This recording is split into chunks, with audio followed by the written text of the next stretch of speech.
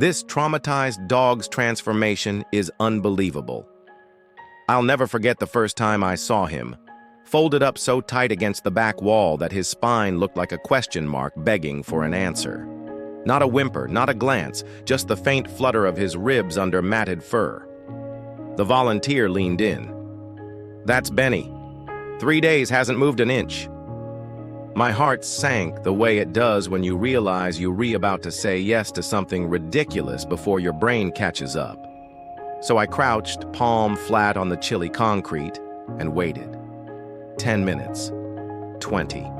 Then, barely a brush, his nose skimmed my fingertips like he was checking if I was hot or cold. I called my partner from the parking lot. "I'm bringing home a broken dog, no questions." We turned the spare room into a fortress of quiet.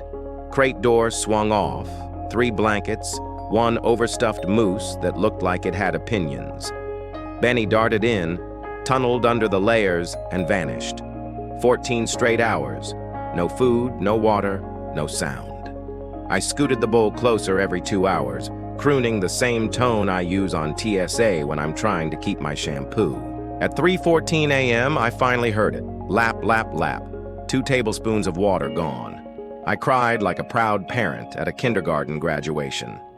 That was the bar. Day 4, I sat cross-legged on the carpet with a spoonful of smooth peanut butter. Crunchy felt too aggressive.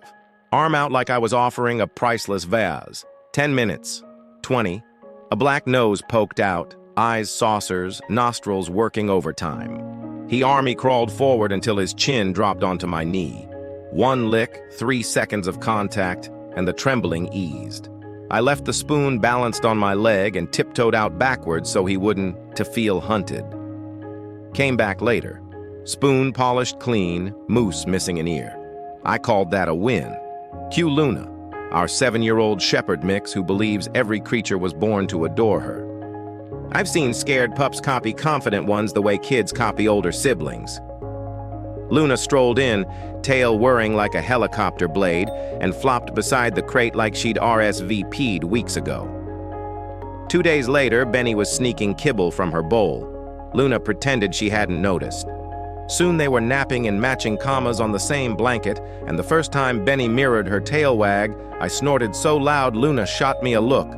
"Told ya!" Week 3. A thunderstorm barged in. Angry sky, windows rattling, the works. Benny flattened like a pancake, eyes black pools, drool puddling. I lay on the bathroom tiles with a blanket over both of us, counting seconds between lightning and thunder like we were in a foxhole. He shook so hard I worried he'd chip a tooth. Next morning he wouldn't budge from the bathroom.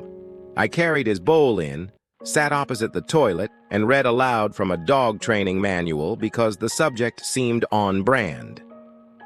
He finally ate when the chapter hit counter conditioning. Nerdy, but hey, whatever works. By week 5, Benny trailed Luna and me to the front door, hovering at the threshold like stepping outside might dissolve him. So we practiced. Door open, treats raining like confetti. 1 paw, retreat, 2 paws, retreat. Day 7, he stepped through and sunlight lit his coat like someone hitting the spotlight mid-play. First few sidewalk steps were choppy, then a breeze wafted burger smells. His tail flicked. Just once, a small metronome tick. But it was the first purposeful wag I'd seen. I filmed it, sent the clip to my mom, and got 17 thumbs-up emojis in return. Fair trade. 2 months in, I was on the back steps with coffee when Benny trotted over and dropped the moose, ears long gone, stuffing snowing out, directly on my foot.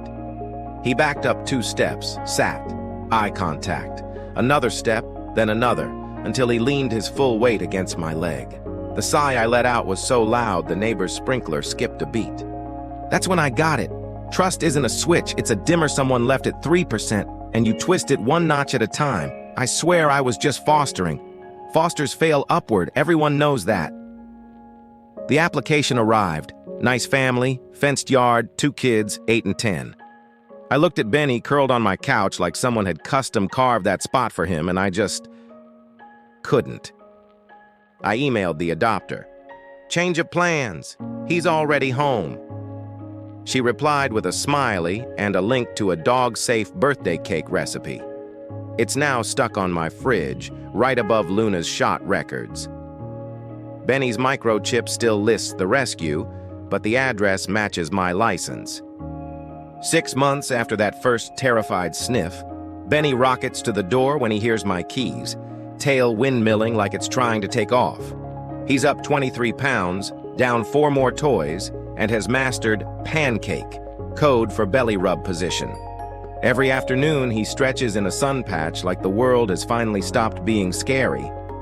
And I think of all the dogs still curled in kennels, still shaped like commas. If you're looking for a 4-legged heartbeat, please think adoption, especially the ones who look shattered. They're not broken. They're just waiting for someone patient enough to keep turning the dimmer. Share this, tag a friend, or head to your local shelter and ask, "Who's been here the longest?" Trust me, your next best friend is already waiting.